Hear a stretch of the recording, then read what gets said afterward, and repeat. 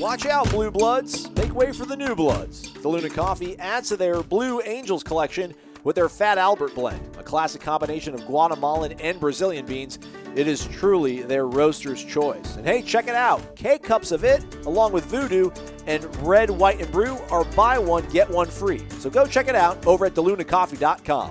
From Tally to Cali, It's time to wake up. Wake up! Wake up! Warchant.com is your ultimate Seminole sports source. And this is Wake Up Warchant, fueled by DeLuna Coffee. Coffee's for closers only. Now here's Warchant.com's Aslan Hajavandi. And Corey Clark.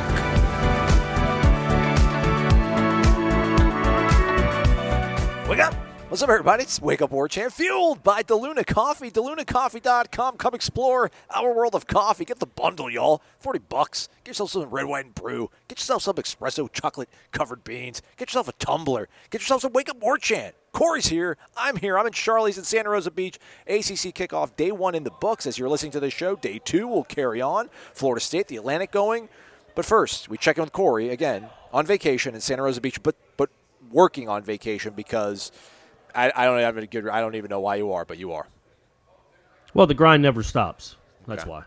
Okay. That's I know one way to live, and that's it, grinding. So that's why I'm still here. And, I mean, that's because Warchant.com is the ultimate Seminole sports source. It makes men out of all of us. And we thought it was going to be a great show to start things off for your Thursday morning, everybody, talking about day 1 of ACC Kickoff, Commissioners Forum. We'll talk about some of the news and notes from that. We got to hear from coaches in the Coastal Division, Miami, North Carolina, teams like that. And the big news, man, again, just rolling hard here on Warchant. I mean, Gene Williams just turned this whole thing into monopoly. I mean, he added Park Place. Now he's got Boardwalk. Jeff Cameron, part of the family. I guess let's start off on a high note, Corey. Let's talk about Jeff coming on board. That's your dude. That's Ira's dude. I love Jeff. His freaking energy anytime we would be doing Warchant Report over the Man Cave was awesome and hilarious. Great institutional knowledge. He's been doing this forever. He's got the scars to prove it, man. We just this thing keeps getting bigger, man. We're a gorilla that ate an elephant, and now we're huge. We are Tallahassee sports monster, actually. I think. That's what it seems like. Yeah, obviously that had been in the works for I don't know, a few weeks. I knew about it, but we couldn't say anything publicly that it was gonna happen or was coming to fruition and all that. But yeah, man, the thought of him joining really excited me when Gene first brought it up. I mean, that was just a really cool. It adds something else to the site, and it also adds something else to our multimedia platforms, which are plentiful. He can be used in post-game, pre-game. He'll have a show with Ira on Sundays that I think people will really like and listen to. He'll have podcasts every day. Headline stays with us now. And Headlines keeps going, Seminole Headlines, and will now be a Warchant property. And then the Jeff Cameron Show is a Warchant property. And it's just, how could you not? The guy's been doing it for 20 years. Like, when people think of Florida State sports talk, that's the guy they think of. There's not even a second. And he's been doing it for so long and been so good at it. That, yeah, man, when that was a possibility, I'm like, man, we got to make this happen because we'll be. I mean, yeah, Gene's just put together a roster, and I'm not even including myself, although I should. Do it. He's fine. But yeah, I'll include myself. He's put together a roster of guys that if you want to know about Florida State football, if you want guys that are entertaining, if you want guys that are informative, if you want guys with a bunch of sources, guys that have been doing it forever, the institutional knowledge that you're talking about. I mean, even if you take me out of the equation, Ira, Jeff, and Gene have all been doing it since the turn of the century, essentially. And then Tom ago. Yeah, sure. And then Tom, you and I, and then obviously Langston's been doing recruiting forever. And then Tom, you and I, Tom Lang. I mean, those are guys that probably got around the beat. You were a kid, I know, a student, but I joined. I came down and started covering Florida State in 2007. Tom was a student, you were a student, and then Tom started covering in 2009. You're talking about, I don't know, man, close to 100 years of experience covering Florida State sports. Man, it's a home run. And don't forget about our guy Austin. I mean, Austin Cox knows Florida State inside and out too. I mean, unfortunately he doesn't have the heyday knowledge of the dynasty living through it the way that you did with your father. But Austin and his father have a great bond over Florida State football, and he knows he's got that Clark-esque recall. But unfortunately, it's 2008 games, Yeah, it's 2009 different games. Yeah, it's the stuff that I'm glad I can't remember. Hey, we gotta cover our blind spots. We have no blind spots, man. It's amazing. So, check out all of Jeff's great content, as you already probably know, folks. But it'll also be under the Warchant umbrella. I'm sure that you'll see the podcast. His podcast will now be rolling over, and then he'll be under YouTube TV with us. So. It's great, man. Again, Wednesday was going to be a great day, a great celebratory day for Warchant Florida State fans, and again, just football fans, because we're getting so close to season kicking off with ACC Kickoff going on. But as the day went on, the news that dropped from the Tallahassee Democrat and Jim Henry was the deteriorating health of Bobby Bowden, who's 91, everybody. It would be 92 here in November. The Bowden family released a brief statement on Wednesday, too, after Jim Henry, the Democrat, revealed that Bowden had been diagnosed with a terminal illness. The quote from Bobby was, "I've always tried to serve God's purpose for my life on and off the field, and I am prepared for what is to come. My wife, Ann, and our family have been life's greatest blessing. I am at peace." It deflated. I mean, it was a weird sort of vibe that changed because you start going into news gathering mode, and we're, Ira's talking to Ivan Mizell. And there's people coming up to Ira, like, almost like trying to get consoled by him. And I'm talking to all the coaches. Tom grabs Mac Brown. I'm grabbing Jeff Collins and Bronco Mendenhall. And, he's 91. These sort of things obviously happen, but it doesn't make the news any easier to kind of swallow and bear at this point, it seems like, Corey. Yeah, it's great that you guys were up there so you could get a reaction of all the people in college football. As we get further and further away from the dynasty, you wonder that outside of Florida State fans, will people understand the impact that Bobby Bowden had on this sport, not just on the university, but on the sport as a whole. And so, Jimbo was quoted. Mike Leach was quoted, because the SEC media days are going on. The Pac-12 media days, I think, start here soon if people care about that. But all these coaches will be asked about Bobby Bowden.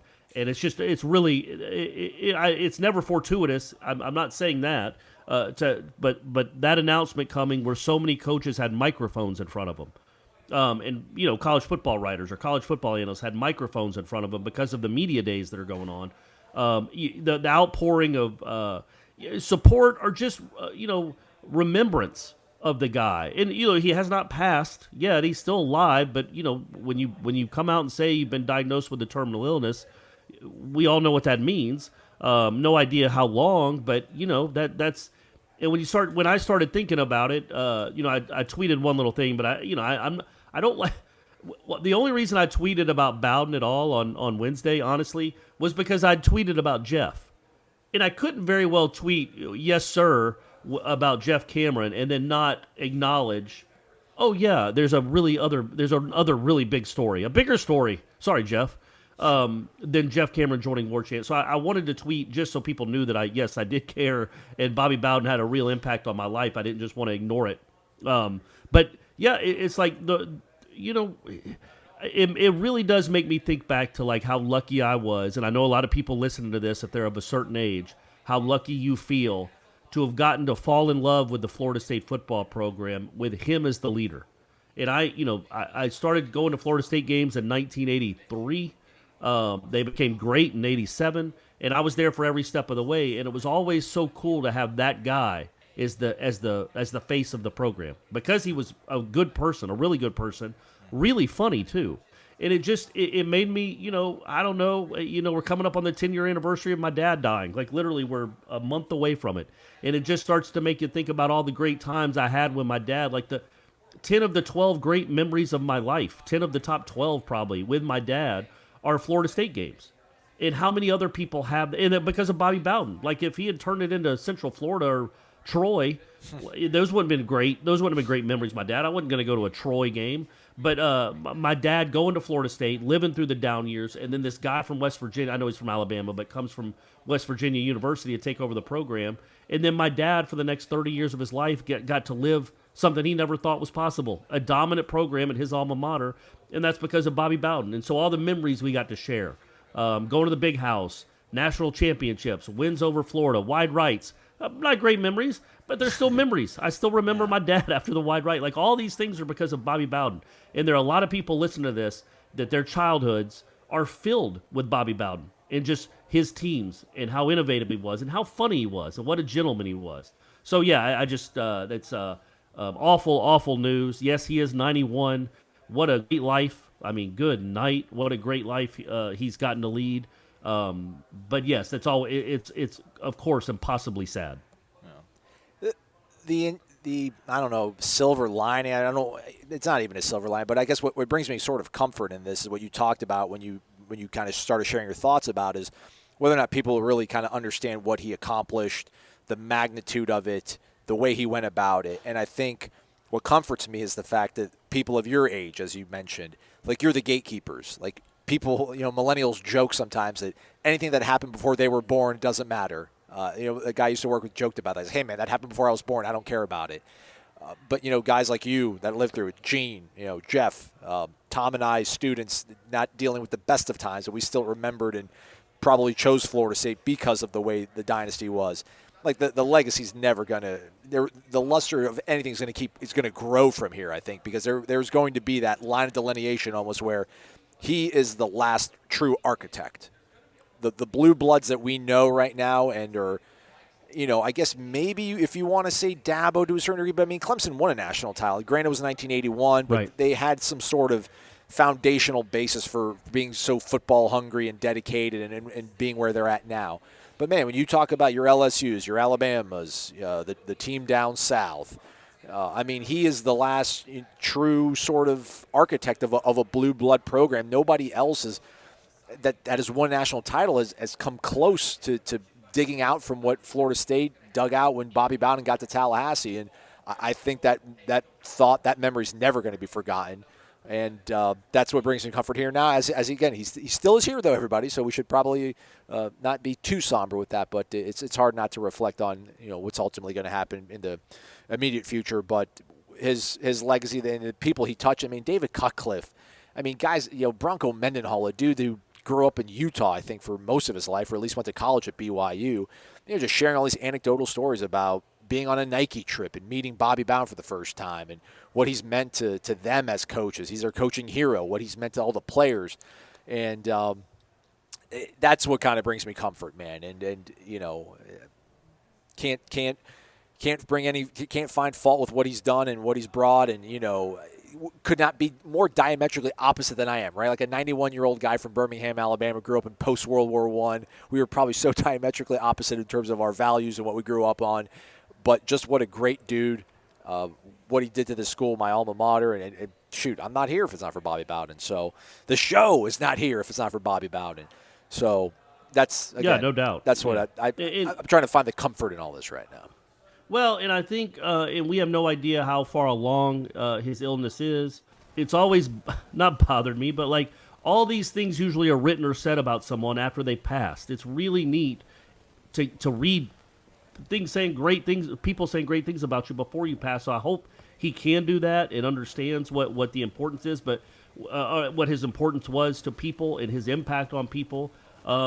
Because, it wasn't a great ending for Bowden at Florida State. It was ugly at the end, and he was at fault too. I mean, he was probably more at fault. I mean, but I am a huge fan of his. I was not a fan of the way it ended, but I also understand some people hang on too long and want to hang on for too long. But that should in no way, I hope, take away from what he built. People were just ready for a change because the program was in a malaise. We all know that. But what he did to the program, you talk about an architect. I mean, I don't like Clemson. Yeah, Dabo's built an incredible program here recently, but Clemson already had that stadium. That stadium hadn't changed since I was a kid. They're watching the Punt-Rooski. Like, it's the same stadium. It's the same fandom. They've always had great fans, and they've always had that big stadium, and they've always had guys sprinting down the hill. Bobby built everything. Bobby okayed Renegade and Osceola. Bobby essentially okayed Warchant. He built that stadium. It was an erector set. People made fun of it. Now it's one of the prettiest stadiums in the country and has been for years, and that's all because of Bowden and what he started. Now, if you want to do a thought, I don't even know what you call those, where a hypothetical about if he'd have taken the job in '86, a thought exercise, does Florida State still turn into Florida State? The answer is probably no. Yeah. But he had built that team. People don't understand how bad Florida State was when he got it. Like people of a certain age, I do because I've read a lot and I had my dad to give me the stories. But I don't know how close they actually came. That's the thing they always say is they almost shut down the football program. I don't know if that's true really, but I do know they won 4 games in 3 years. Yeah. They were awful. And then he comes in, takes over one of the worst programs in the country, literally one of the worst programs in the country. I wrote a story about his hiring, like the 30-year anniversary of his hiring, maybe the 40-year anniversary of his hiring. Yeah, 2016.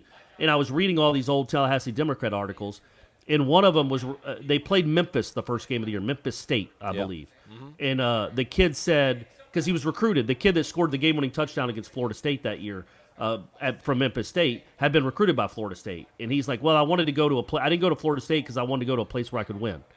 That's a guy at Memphis State talking about Florida State. The next year, Florida State goes 10-2. 2 years after that, they're in the Orange Bowl, undefeated. And then the year after that, they're in the Orange Bowl again. That's how quickly Bowden turned it around. It was not easy. He got to take advantage of a lot of things in the mid-'80s, most notably Florida going on probation, and that's really when the dynasty took off. But he took Florida State, even if that had never happened, even if he had left after 86. What he did from 76 to 79 is incredible. That just doesn't happen. So, yeah, it's a sad day, but I hope, again, the memories come just flooding back and all the funny things he said. I mean, his quips were incredible. Just off the cuff. Just a naturally funny person. Like a comedian type funny. Like he could have been a stand-up comedian back in the day because he was just incredibly funny. But just, yeah, a good person. Warm heart. Always called everyone buddy. Even if people wrote not great things about him, he would call you buddy. And still does if you're visiting, I'm sure. So, yeah, man, it's cool that he gets to experience, I hope, this outpouring of what he means to college football because he's one of the greats. He's one of the guys on the side of the mountain. He is a big time contributor to college football as a whole, not just Florida State. He is a mountain of a person and a mountain of a head coach. Also, go to our YouTube page to Corey's point about Coach being a comedian and check out his 90th birthday roast they had for him at the University Club.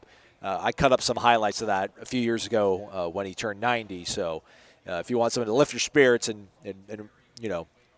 know how awesome Coach still is, still got it, go check that out. All right, Corey, we'll be talking to Mike Norvell, Jermaine Johnson, Mackenzie Milton, and Jordan Travis later on Thursday. So do stay connected to the website, YouTube, everything for updates of that. But on Wednesday, we spoke to the Coastal, which, whatever. We spoke to Commissioner Jim Phillips, his first big appearance as commissioner of the ACC, replacing John Swofford, which, check it out, maybe Mackenzie Milton or Jordan Travis or Jermaine Johnson can win the inaugural John Swofford Award, which is going to be the MVP of the ACC championship football game. So that's pretty cool. But okay, the Swofford, that's what it's called, the Swofford Award? Yeah, the John Swofford Award. Okay. So, but the thing that's all of a sudden has kind of come back from nowhere to a certain degree. I don't want to get too locked into what we were doing last year around this time, talking and postulating about the virus, which I'm not trying to diminish it by saying that, but it's just like this damn thing is still here and it's back. But this whole vaccination thing, they're not, which is a good thing, I guess, for ACC. ACC says that over half the teams are over 85% vaccinated, which this means that if you're a vaccinated player, you're out of protocol. So you won't get contact tested or contact traced, rather. You don't have to wear a mask inside the facility and campus. So they've given you some incentive to be a player and get vaccinated, and then this makes you be able to obviously play. But the fear now, the SEC has come out and straight up said it, that they are not going to reschedule games due to COVID. You're either going to get an L or a forfeit some way. I mean, they're just not in the business of doing that anymore. The ACC hasn't taken that far of a step. What do you think about that? I'm kind of with the SEC at this point. I'm just, hey, man, we can't do this whole we're going to wait till the day of and try to figure it out, or we'll put in an extra bye week. That made sense in 2020 when we didn't know and the vaccine wasn't around. But if we want college football to get close to normal, and I don't even, I guess the fan element is a big part of that, being back in the stands. But man, let's roll out a schedule. Let's play the schedule. Let's stick to the schedule. If you can't play because of illness, then you're gonna have to forfeit, man. I think that's the way they should do it. But they're not. They haven't taken that step yet. Do you think that's they're just delaying the inevitable, or they've got a better medical advisory group than the SEC. Well, I don't know about that. I think what I was thinking about when I saw Phillips' comments on because I wasn't there. Again, I'm soaking up the rays. I mean, I look like a bronze god. Oh. It's incredible. But so you guys are doing all the heavy lifting, and I'm just back looking on Twitter occasionally. After I wake up. I woke up after his. I don't even want to get into that, Aslan. I don't want to make you feel bad. But anyway, when I saw his comments, I was a little surprised because I thought he'd be more like Sankey, the guy from the SEC, the commissioner of the SEC, who basically was calling out. He said we only have 6 of 14 teams that have hit the 80% threshold, and that's not enough. And basically called out the programs that hadn't done it, and then said he does not want to reschedule games, and they will not be a no contest essentially. So if you can't play because too many of your players have COVID, then you forfeit. Yeah. And then I was like, well, man, what happens if Alabama has to forfeit? Do they go down in the standings? Or does that even affect them in the playoffs? They've got 90%, Corey. Exactly. And then I saw that. 30%. Saban, of course. Yeah. Of course, Saban's team, because it's a competitive advantage. So, of course, he's had multiple doctors go and talk to his players who might be hesitant about taking it to tell them why they should take it, because that's what Saban does. He's all about I'm not saying he doesn't care about those kids' health, but he cares about winning football games, and having your team vaccinated and not able to get COVID is a good way to win football games in 2021. So what I think will happen, though, man, is, I think I would think that if there's an outbreak on a team, number one, I don't expect there to be a huge outbreak, because it's not going to be like last year where if one of the DBs got it and he was in the room with everyone, they're all under quarantine. Well, if 7 of those DBs are vaccinated, well, they're playing. Yeah. Sorry. They don't get tested and they play. So I don't really think forfeits will come into play unless there's a team that only has like 25% or 20%. But, if you have 14 linemen on a team and 3 of them aren't vaccinated and one of your linemen catches it, well, then those 3 aren't playing.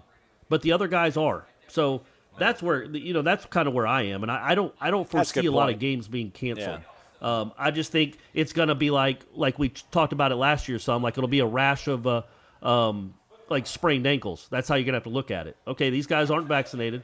And just explain to the players, if you're not vaccinated and one of your teammates that you sit next to, if he tests positive and you're not vaccinated, you're going to have to be quarantined. You're probably going to miss that game.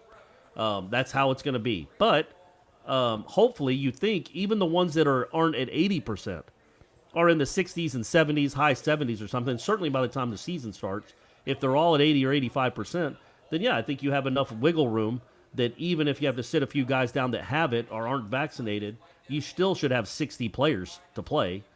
You know what I mean? 65 players to play. Unlike last year when some teams would have like 26 players available. That's obviously you have to cancel a game then. But I don't see that happening much. I think most games will be played as scheduled. All of them, actually. Yeah, that's accurate. I mean, I didn't really think about it through that lens, but it's an accurate lens, man. That's the way to look at it, because to your point, man, if you're vaccinated and you got at least 65% of the odds of you guys getting wiped out is very, very narrow. Sorry for stammering there. Ira just gave me the key to the car. I'm out here grinding. They're going to go eat. Hey, tell Ira I said hey. No, he's gone. He's already going and enjoying himself. Oh, well, when you see him later, tell him I said what up. Ira was just chained to the desk all day Wednesday, man. Just freaking keeping this thing running. Yeah, and it's the Coastal. You know what I mean? And it's like teams we don't even care about except one. Man, we're here making it happen, though, Corey. We're making it happen. I know. Otherwise, I thought that was really the key takeaway. He did mention the fact that, football is going to be more. He did say, though, right? I guess I didn't get to the point, though. I'm sorry, I got sidetracked. But he did say that he's not going to interfere with people's something like that. I can't remember the direct quote. Yeah, it's like a personal decision, but they're going to he respects that it's a personal it, decision to get vaccinated or not, which, is fine. But, some people that are on teams, if they're not vaccinated, can really sidetrack some teams. So he's not mandating it. He didn't come out like Sankey did and basically mandate it or really pressure. He kind of just tiptoed around it, which, it's his first. It's his first foray into something like this. So, that's not surprising, I guess. Yeah. And then obviously everybody wants to know about the ACC network. There wasn't a lot of details given on that, but it's obviously on his radar to try to get more distribution, i.e. Comcast, i.e. Tallahassee, Florida cable provider. So hopefully that works out. And otherwise, I mean, he said the right stuff, but still, man, color me a little bit skeptical.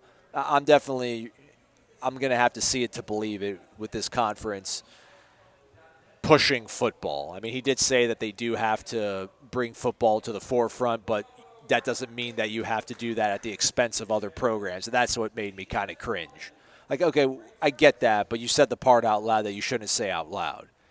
Because that to me just sounds like you're insulating yourself from any sort of criticism where it's like this is going to be a little bit of a – it's crazy. And in this conference, it's going to be a little bit of a controversy. It's going to be a little bit of a controversy if you come in and you say, well, man, football is now going to be our chief and sole focus. We need it to stay relevant because our member institutions, depending on the numbers you looked at, anywhere between $8 and $20 million less than what Big Ten and SEC schools got. Because before he takes the stage, they show this whole montage of ACC greatness, man. Field hockey team winning something. Notre Dame fencing winning their third title in a row. Virginia swimming. I can't say I don't want to diminish these teams, but okay, man, this is the football thing, man. We're like 49 days away from kickoff. Awesome. Great. What does that have to do with what we're here all to do right now, which is talk about this football conference. Well, that's football, but talk about the sport of football. The fact that you had two teams that made it to the playoff and you have a perennial established program like Florida State, a team like Miami that's won a whole bunch of national championships millennia ago. But that to me, that was maybe it's to your point where this is one of the first things he's done. Maybe he wants to, I mean, Tom Lang mentioned on the video that we did, probably doesn't want to get himself into a whole bunch of hot water on his first sort of big foray into this thing, but I think there was a way you could have made it a little bit more forceful. I didn't. Again, I will believe it when I see it. Yeah, I mean, I did like what he taught when he talked about the ACC network and that it is a priority for him because it just seemed like, it got to the point, and I've said this before, but when the ACC network was coming, they're all administrators from every conference.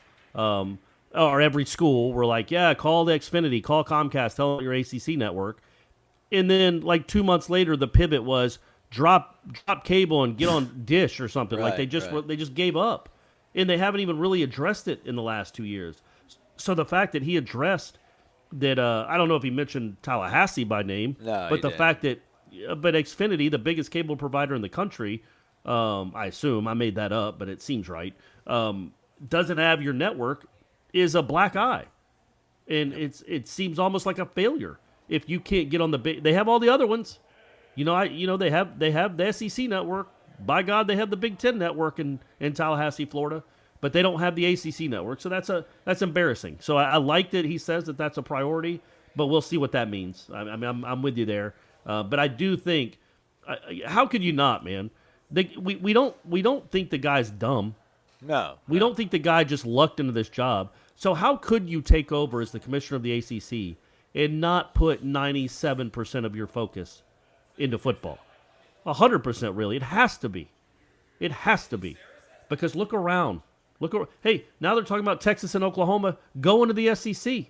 What's that going to do? Like, you know what I mean? Like that's the new rumor that came out on Wednesday about alignment talk again 10 years later. But so it's like you have to think about football because that's driving everything. And only an idiot would be the commissioner of a big-time sports conference and not know that football is really kind of the only thing that actually matters. Because money is what matters the most, and the only thing that makes money anymore is football. So he's got to be smart enough to realize that. What do you think about that? That Texas-Oklahoma thing, almost took over my timeline that's Florida State-centric about the news of Coach Bowden. Just sheer panic and horror if Texas and Oklahoma go to the SEC, what do we – that was my whole linchpin, Corey, was that we're going to take Clemson and Miami. We're going to abscond in the middle of the night. We're going to meet and rendezvous with Oklahoma, Oklahoma State, Texas, Texas Tech, TCU, Baylor. We're going to grab UCF as well, Memphis, maybe Tulane, and we're going to make our own football conference. And then now if you take those two teams away, I can't – and that's the thing, probably not even a good reason to bring it up on the show. I can't even imagine. That's almost more harmful to the sport than NIL. If those two teams go to the SEC, good grief. What in the world would happen? Who are we? Yeah, it becomes almost like a monopoly situation where like they're monopolizing the sport, one conference. They're getting all the schools that make the most money and have the biggest fan bases and the biggest donor base, and they're becoming one conference, and they're just going to print money while the other conferences fail. And it's like, okay, are they gonna is the rising tide gonna lift all ships? Or is the rest of the conferences are they in dinghies? And the SEC is the cruise ship, which it seems like that's what they want. But again, this is a preliminary rumor that came out. Now Texas did not dispute it. So and look, man, Texas. Why wouldn't Texas and Oklahoma want to be in the SEC? Everybody should want to be in the SEC. Look at how much money. If you're interested in making money, of course you should want to be in the SEC. So that makes sense for them to want to. Will the SEC do it? That's the real question. Would they do it? And if they're going to do that, then why wouldn't you add Florida State and somebody else? You know what I mean? Like Florida State and Notre Dame, make a run at them too. Like, why not try to get all the hey, they're basically what Gene Williams is. You know what I mean? Right. Like Gene Williams sees a popular sports personality in Tallahassee. He's like, that's what I want. I want him. You want somebody like Jeff? No, I want Jeff. You want somebody like Ira? No, I actually want Ira, and I want Corey and Aslan, the great A Train. Yes. So they're basically the Gene Williams of conference realignment, but it does make sense. I mean, look, of course they'd want to. That's a lot of money, more money for the SEC. But yes, it would tilt the college football world so far off its axis that yes, it becomes a sport we don't. It's already getting there, but it will be a sport that's almost unrecognizable if those two guys are added to that conference. The quote from Phillips was, "As I've stated since my first day as ACC commissioner, football must be number one priority for us, for all of us, our schools, the league, ACC network, our partners, coaches. We've been collaborating for months to ensure that the ACC football has the mindset of 24/7, 365, and we're working together to further elevate football." But then he says, the commitment to football will not be at the expense of our other 26 sponsor sports. ACC basketball, which we all love, has been and will continue to be the paradigm for excellence. But that's double speak, you have to say that, right? Though. You have to say it's that. It's double speak. Yes, you it. can't say one thing and then say the other thing. That's double speak. Of course, it's going to be at the expense of some of those sports, as it should be. Nobody with a working brain would think that you would devote as much time to field hockey and men's soccer as you do football. It's just not happening. So, but he maybe don't say that. But yes, we all know that that's not true. Of course, that's going to be the majority of his focus. Corey Clark, in lacrosse. I mean, look, obviously lacrosse is number one, but after that, football is a close second, and it's gaining.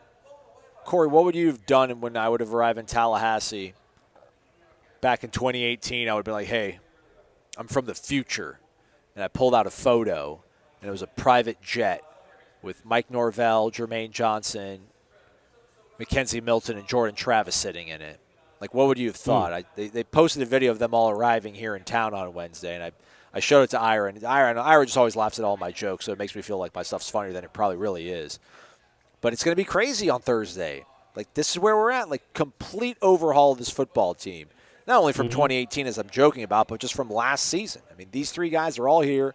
We're going to speak to them as a local assembly of media, I think at 8:45 in the morning. Then they'll be at the podium, and then they're going to go to their breakout rooms, which is just this smaller ballroom where there's an individual table for Coach Norvell and then for Jermaine Johnson and for Mackenzie Milton and for Jordan Travis. And we're going to ask them all the same questions, like over and over. I'm not making fun or poking fun. It's just kind of the way it's probably going to work out. But any questions you want me to ask on your behalf, Corey? I was going to say I should probably put you on speaker and then maybe just mute you, and you can just listen in like live and do your transcription. That's one way and to do it. Stories. Yeah, that's one way to do it. No, I think you guys will handle it. We still have 4 people there. You, the aforementioned Austin, Ira, the great Tom Lang. Yes. So, yeah, I think you guys will hold it down, and I'll be back at the headquarters here in Santa Rosa, the Warchant West, and doing what I can to help out. But no, I think you guys got all the questions. I mean, I'm sure they'll talk about Bowden. Norvell will anyway, and then just ask them about the season. Ask them how they're going to be. Ask them what their record's going to be. I want to snap the photo of the crowd around Mackenzie versus the crowd around Jordan. That's going to be rough there at first. I almost just want to just stand next to Jordan the whole time and just hear how many times he gets asked about Mackenzie and then have Austin just stand embedded next to McKenzie and hear how many times he's asked about Jordan Travis. Because I don't think it will be how Mackenzie Milton will be asked twice about Jordan Travis. Yeah, right. Maybe Jordan's going to be asked 15 times, 20 times about Milton. But yeah, I mean that wouldn't be a bad idea. It would certainly be a good picture. Because again, this is so unlike anything that's ever happened at a media day. Nobody ever brings two quarterbacks. This has never happened before. This is uncharted territory in the history of college football media days. So it will be interesting what that looks like. And look, you can't feel too sorry for Jordan Travis. He's a quarterback at Florida State. He's had a pretty good life already. But yeah, that's gonna be a really interesting dynamic, that room tomorrow. Later on today. I wonder what the answer is going to be when we ask him, like, why did you, not even us, but just the media at large, like, why? I don't know if anybody would even ask that, though. I'll probably ask at some point, like, and I almost know the answer, so why ask the question? So maybe I won't ask it after all. But just, like, why did you bring two quarterbacks? I'd love to hear the honest answer, which is like, I got to, man. What I bring one guy, what's the other guy going to think? But it's going to be they both deserve it. They both worked hard. Yeah, they're both good representatives of the program. Yeah. Is it worth asking? You're right, but yeah, you might as well ask it. It'll still be a good question. Is it worth asking? Well, then, I don't know. I almost think that we're more focused on the two quarterback thing and not talking about the fact that, man, like, there's no, like, I guess maybe Cooper or Gaynor would be the only guys that are holdovers from the previous staff, the previous era, that might garner the attention or have billing. I don't know. Cooper probably does. I know. Man. Love you, Bobby, but you are what you are. And then Amari Gaynor's on. He's on these are the right guys. Yeah, these guys make sense. Yeah, these guys make sense to me. These are the right guys. You see Corbin and Tophili both made the Doak Walker watch list? I think a running back. What if they split it? It'd be a good season if those two guys split the award at the end of the year. And Cam McDonald, the AFCA Good Works. That's the American Football Coaches Association. Yep. All these awards all these watch lists, man. It's fun stuff, these watch lists. You know, no Florida player made the Maxwell watch list. McKenzie made it, but not one single Florida player. Sorry, Dan. Hopefully Florida's just terrible. That would lift my spirits if they were horrible. It could happen, man. It could happen. Tried to troll Manny. And I need to start following more people on Twitter. I don't know how many people you follow. You got like 20,000, 20, 30,000, 25,000 people follow you?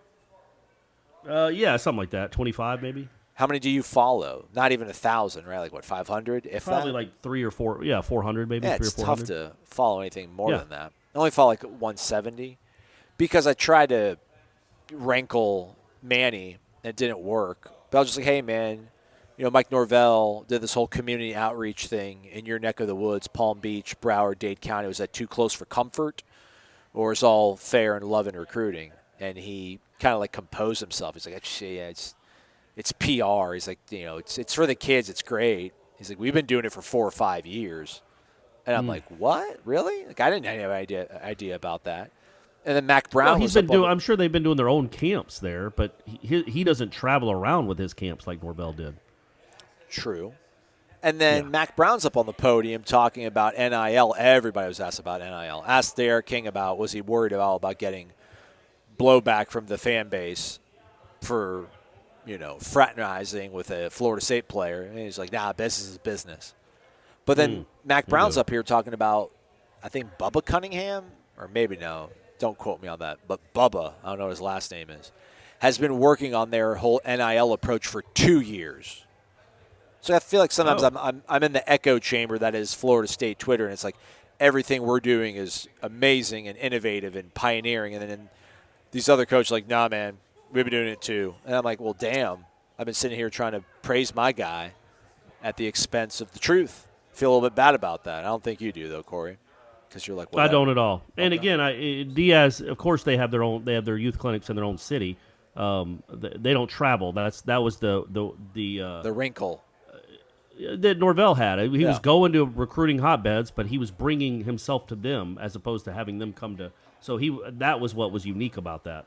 And then in the NIL, people have been playing on this for years. Heck, North Carolina, they come up with whole colleges you can graduate from that don't even exist except for athletes. So, but you know what I mean? They have a long history of something like this. Drop the microphone. We're done. We're done. Was there anything else you want to talk about on the way out, Corey? I don't want to interfere with the sunset. No, man. I'm ready to go do a little more boogie boarding. Okay, right on. It's going to be a really busy day on Thursday, everybody, and we have you covered. I can't imagine one drip of information will not be provided by us. We are water airtight over here. Again, 4 of us out here at ACC Kickoff. It'll start around 8:45 in the morning with Mike Norvell, again, doing a little bit of a local media assembly with, the local media. Duh, Aslan, learn how to talk. And then they will be on the stage, which you guys can all watch live on ACC Network if you have, obviously, the channel. They'll be on the podium in the ballroom. It'll be Norvell followed by the players. Then they'll go to the breakout room. So, I mean, everything that happens here, we're going to be able to regurgitate it back to you. And Corey's going to do a podcast with me for Friday because he's awesome, man. That's what I do. That's what I do. Okay. We're done. I love you. We're done for the day. We're not done for the week. We're not really ever done, though, are we? It's 24/7. It's a website, no. man. Told you, we grind. That's what we do. We grind. It's a website. We're open all day, every single month, all the time. All right, I got nothing left to say. I want to go eat. I'm really hungry. Corey, what do you have for dinner? I haven't eaten yet, buddy. Okay. I'm going to have some. I think some sort of fish sandwich, but I'm not sure from where yet. First order of business for Jeff Cameron now he's with Warchant is to help me figure out a way to close the show, so I don't just stammer awkwardly. Yeah, this has been going on for like 12 minutes. This is like the end of Lord of the Rings. I keep thinking we're done, and then there's another ending, and then another ending. All right, okay, we got it. He's Corey. I'm Aslan. Thank you for listening to Wake Up Warchant, fueled by DeLuna Coffee. Come explore our world of coffee. DeLuna Coffee features over 24 different blends. DeLuna's unique roasts can be delivered ground finely for drip coffee makers, coarse for the craft crowd, untouched as a whole bean, or even in convenient K-Cups. Founded in 2014 by the Lemmix family, Ed and Brett are FSU alums and boosters who are extending a special offer to all listeners. Use the promo code WARCHANT15 for a 15% discount. Visit DeLunaCoffee.com and check out their Facebook and Instagram.